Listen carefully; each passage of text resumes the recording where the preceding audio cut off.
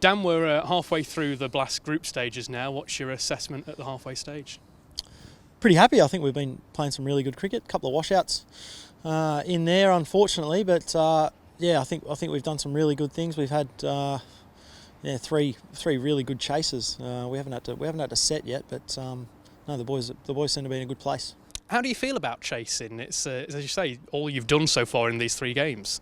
Yeah, pretty comfortable. We've got a really experienced group, so guys tend to know how to manage a chase. I think we've a lot of our success here at Trent Bridge has certainly come from chasing. We've had some setting as well, but I think we've probably played our best cricket when we've chased.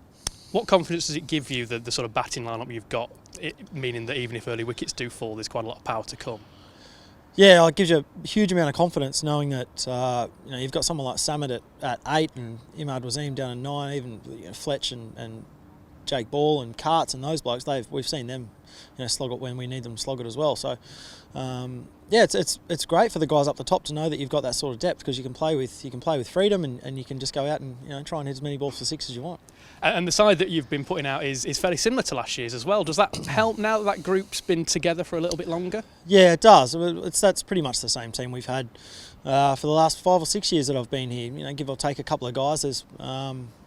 But it's a pretty similar makeup. We tend to go with a similar makeup with our quicks and the spinners and then the all-rounders and the batters up top. So it's yeah, we've got a really good formula, and it's been a really successful formula. So yeah, no point changing it. Do you think the fact that the lads know each other better helps sometimes when you're out there? I think it does. Yeah, I think it does. We've got a really good group here, and we've always played good cricket together in the 2020 format. So yeah, you can sort of look anywhere around the dressing room or anywhere out on the field at any stage and know that the guy next to you is probably going to be able to win the game. So it's a nice feeling to have.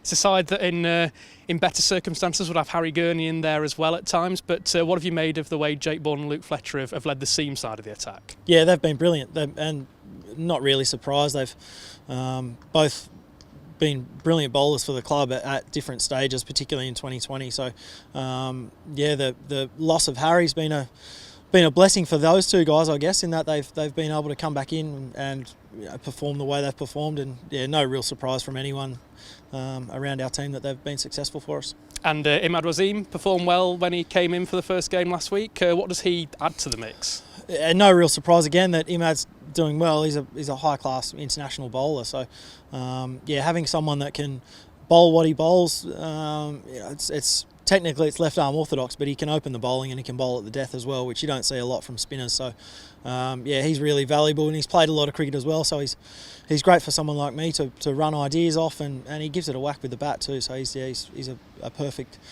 addition to the team. And I know you spoke about last year in that even though the Outlaws got to finals day, maybe you didn't produce your best cricket at any point. How do you feel you are on that journey so far this year? I don't think we're playing our best cricket just yet, but we're certainly on our way there. There's some each game we talk about little things that we feel like we can do better. Our batting's been fantastic. It was great to see Alex Hales get some runs the other day. He's probably the only one in that top order that's missed out so far, but we know he's high class, and he was always going to come good. Chris Nash has been good. Ben Duckett won us a game, and Joe Clark won us a game. So at some stage, I'm sure the guys like myself and Tom Moores and Steve Mullaney and Samit will get a go at some stage to yeah, try and get us over the line too. But no, great to see those blokes up top doing well.